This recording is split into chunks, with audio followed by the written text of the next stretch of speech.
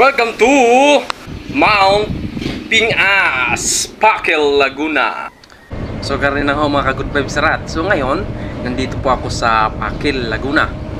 So tuwing buwan, napadaan po ako rito.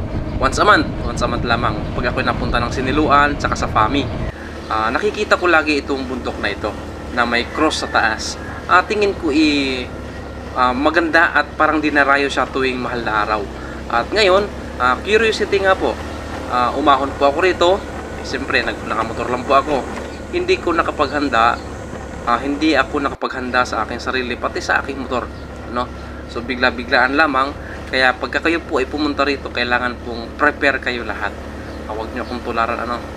At dahil nga po katagalan na po yung aking motor, at mahina na rin ang preno, kaya hindi ko alam na ito pala ay lahat paahon to lahat. So kailangan dito talagang maganda yung iyong clutch lining, lalo pagka naka-scooter kayo. O makikita nyo naman po yan, talagang puro ahon po yan, no? So wala po akong nahinto dito na hinintuan na flat or yung patag, ano? Lahat po yan nakaahon. So pagdating dito sa bandang unahan, dito po akong puntik ng dumausdos pa ibaba. Dahil nga po kapit na yung aking preno sa unahan. Sa hulihan naman talagang kinukulang, kinakapus dun sa preno. At buti na lang nakakaalalay ako. Makikita mo sa aking video dito na talagang napahinto ako bigla, no? So pagka kayo pumunta, huwag kayong pumunta rito na hindi kondisyon ang inyong motor at inyong sarili. At kailangan din po may kasama kayo dito. Although maganda naman po talaga sa taas, nakakawala po ng pagod, nakakawala ng lahat kasi ng kasalanan mo, talagang mawawala, mababawasan pag kayo pupunta rito. Dahil sa ganda ng lugar ay talagang makapagdasal kayo ng masinsinan po talaga. At tahimik po itong lugar na ito. Itong lugar na ito tinatawag nilang Holy Cross sa Mount Pingas, dito po sa Pakil, Laguna. So ito po ay bandang pahapon na siguro ito. Hindi ko na malayan yung aking oras at wala akong dalang relo. At yung aking cellphone ay naka-charge dito sa aking upuan, sa aking motor. So ngayon, yan, malapit na po ako sa pinakataas.